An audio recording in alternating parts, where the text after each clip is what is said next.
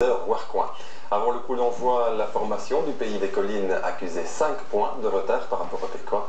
C'est dire si la victoire était indispensable pour des Flobécois qui cultivent à nouveau quelques ambitions après plusieurs années de disette. André Dubois, Stéphane Bibolic.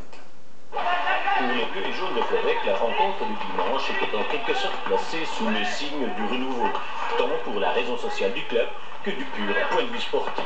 En effet, l'équipe frontalière se remet doucement des années noires qui ont succédé à une période déjà lointaine qui faisait d'elle une équipe particulièrement solide et redoutée. La venue du leader, envisagée dans la perspective de lui faire embrasser la boue, prouve les ambitions nouvelles qui animent ce club à la situation particulière qui a essayé de travailler au maximum avec les moyens du bord. Il faut aussi se rendre compte que nous sommes une commune qui n'est pas fusionnée, que nous avons à peine 3000 habitants et que nous avons ici aussi tout près la frontière linguistique et que beaucoup de joueurs très valables qui pourraient venir ici, mais vu les situations financières, vu ce qu'on leur offre en Flandre, pour nous c'est pas à faire. Alors nous tâchons de faire avec les jeunes de chez nous et alors nous sommes aidés beaucoup par des clubs comme les Signes qui eux ont de très bonnes réserves et qui maintenant sont contents de venir jouer ici, disons pour une pâte et un morceau de tarte et je crois qu'il faut s'aider de cette façon-là. Mais la solidarité doit surtout apparaître sur le terrain où les Bleus et Jaunes pratiquent un football exigeant qui fait appel à cette vertu. Concrétisée dès la 7e minute à l'issue d'une judicieuse montée en ligne d'Éric Leclerc qui ponctue son action d'un magnifique tir lobé. Dans un style diamétralement opposé, plus vif et plus technique, Warcoing réplique à plusieurs reprises sans trouver l'ouverture jusqu'à la 40e minute où Grégory Vergins, parti à l'extrême limite du hors-jeu, s'en va battre le portier local.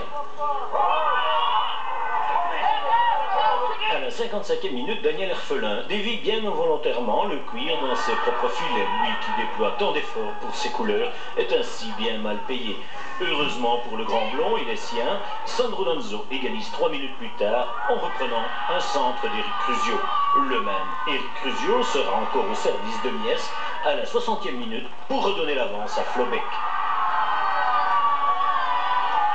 Malgré un terrain qui n'avantage pas leur type de football, les leaders de Warcoing reviennent au score à la 77e minute par Vergins, ce qui met fin à une xème mêlée. Suite à cette nouvelle égalisation, l'entraîneur de Flobéc change immédiatement ses batteries. À 3-3, nous devions absolument l'emporter. C'est la raison pour laquelle j'ai fait sortir le libéraux et j'ai tenté le tout pour le tout en mettant 3 attaquants.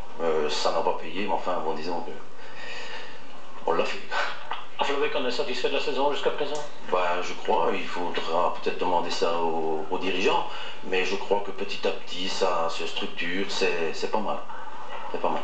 Dans deux styles différents, les deux formations ont eu le bon goût de chercher la victoire jusqu'au bout, en reconnaissant volontiers le mérite de l'adversaire et l'issue logique.